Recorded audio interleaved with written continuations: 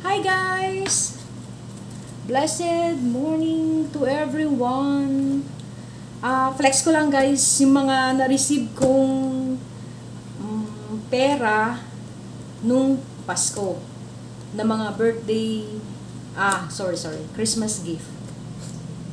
So, yung part na nun, yung kalahati nun guys, ay ibinili ko, parang may remembrance ako dito sa bahay.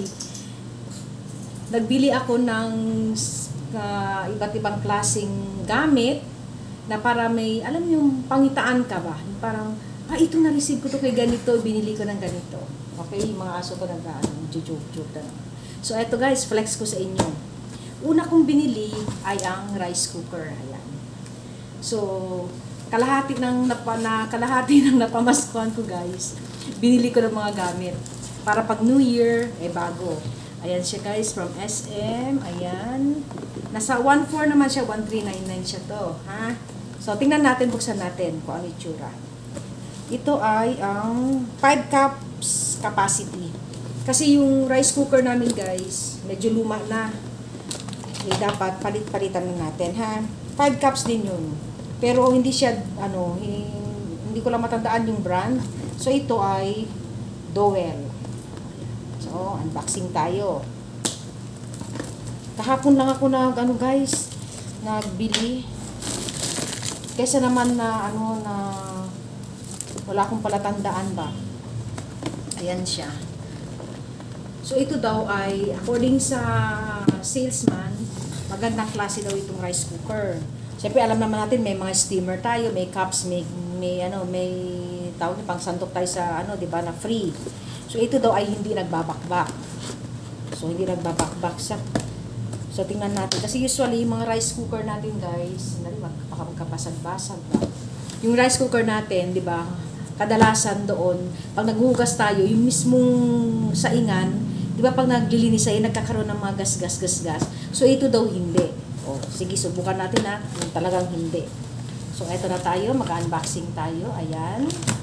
Na-excite din ako guys, for the first time kasi, na parang naisip ko lang na, ba't kaya hindi ko ibili na something naman na makikita ko dito sa bahay? Kasi usually ang binibili ko yung mga investment, o ayan siya. So for a change naman dito sa ito yung niya ha. Tapos ayan. Ganito pala si Coffee pag bumibili ka ng mga gamit-gamit. Ito yung steamer niya. So, flex natin ang ating steamer. Ayan siya. Hindi siya mabigat, magaan lang siya. Ang dami kong pinagpilian na brand. Ang sana kung nauwi ako dito. Medyo pricey ng konti, at least, kahit pa paano guys, di ba? Tatagal siya. Tapos ito yung sinasabing cup with matching pang ganyan. Pangkuha ng rice. At saka, ang kinagustuhan ko dito, madulas. Ang ibig sabihin, hindi magiging sticky yung rice. Usually guys, yung mga nabibili naming rice cooker, yung alam niyo yung ganito niya, may mga design. So, pag nagsandok ka ng kanin, na mainitan sa ang kanin, didikit yan lahat guys dyan. Kailangan ko pang ibabad bago ko siya totally na matanggal. So, ito na siya. Tapos, ito yung kanyang, ayan, kung paano gamitin, alam naman natin kung paano gamitin. For formality sake na lang ito, ha? Ayan siya. Tapos, ito na yung na binibida ni seller na, ni salesman na hindi daw ito magagasgas. Hindi daw ito guys magagasgas. Pero sa tingin ko nga, hindi nga. Kasi maano siya. Hindi katulad ng nabibili namin. Pag konting hindi natin ma-avoid maggamit ng medyo steel wool o kaya yung tawag nun? Scotch-Brite. Yun. Na medyo naglilinya-linya siyang ganun. Tapos ito hindi. Ayan daw. So, non-stick guys ha. Non-stick. Sinabi niya, non-stick ha. Ito, sinabi. Malalaman ko to kung non-stick talaga siya. Ayan siya. Kailangan natin siya. Ano ng life natin guys. Diba? Mahirap kumita. Diba? Pero praise God, at least makaka-survive. Tapos ito na ang pinaka. Bakit wala yung guys, nagulat ako guys. Akala ko wala yung saksak. Sorry. Akala ko wala yung saksakan. For the first time, ako bumili ng grayish green. Parang army green ang kulay. Kasi di ba usually white. White ang binibili namin guys na rice cooker white. Napag pinagpilian ko sana na dapat sana yung ano sana yung puti ang kukunin ko. Pero parang na-realize ko puro na lang kami puti. Tapos ito daw ayan. Ayan guys, so iba yung ano niya sa loob. Parang meron siyang tawag, barrier na itong barrier daw, protection daw ito guys, para hindi masira agad ito, usually ito ang lagi nasisira, itong ano natin, yung binababa natin, wag daw ito agad masisira kasi may barrier daw siya dito. Malalaman naman natin guys lahat. Tapos ito na yung rice cooker with steamer, ayan na yung mga details. Siyempre tatanggalin natin yan pag ginamit na natin. Nagdala rin aking mga aso-aso. Ayan siya. Ayan. Tapos ito, 220 naman yung ano yan, isang saksakan lang. Usually, yan ang ginagamit natin sa Pinas. So, overall guys, na ano ko siya, maganda siya.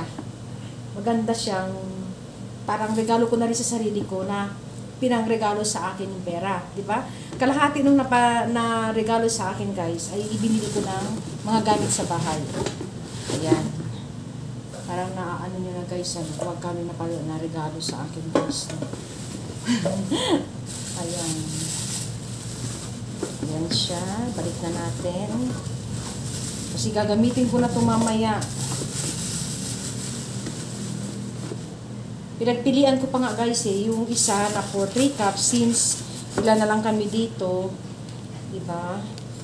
Naisip ko naman paano pag may bisita. Diba? Hala guys, hindi ko na alam. Paano pag may bisita? Di magdadoble luto na naman ako. O kailangan talaga na ano na natin. Ayan siya guys ha. Ito ang aking binili. Ayan. So next.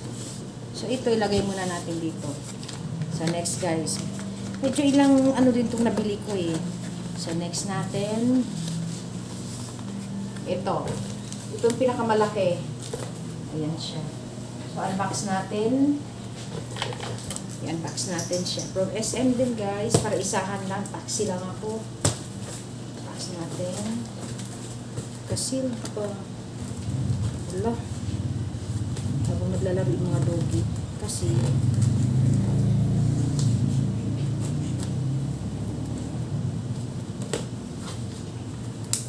kaya ito guys nabili ko.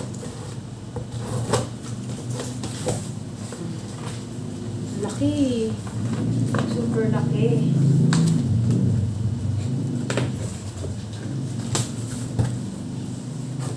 So ito siya guys. Ayan, diba? Ito. Medyo malaki siya, pero white na kinuha ko. Guys, from Orocan. Teka, baba natin to. From Orocan, ayan. From Orocan with love. Ayan siya guys. Alisin natin to para hindi masamok. Ayan. Ito ay lagayan ng mga plato. Gusto kasi nakahiwala yung mga plato, yung tauban, yung ano. Maganda siya. Maganda siya guys, ayan. O yan, kung nakikita ninyo. Meron siyang lagayan na ng spoon and fork. Ayan. Ito. Ang laki niya, tapos ang kapal ng pagka-plastic niya guys, ayan. So white ang kinuha ko for a change naman. Kasi gusto ko sana yung isa, para siyang cabinet na nagaganyan. Ito kasi gagamitin namin to sa pang-araw-araw na gagamitin natin pangkain. Para dito na lang siya, hindi na kami kukuha sa mga cupboard o kaya ano, dito na lang siya. Okay? Tapos ang maganda pa nito, hindi siya ano guys, hindi siya madaling magasgas. Kumbaga, mabilis siyang linisin. Ang laki niya talaga guys, ang malaki siya oh. Oh, di ba? Para dito na siya, ayan. Orocan. Ayan. Tapos dito sa ilalim, kung makikita ninyo, yan, nagbuhat na si Inday. Ito.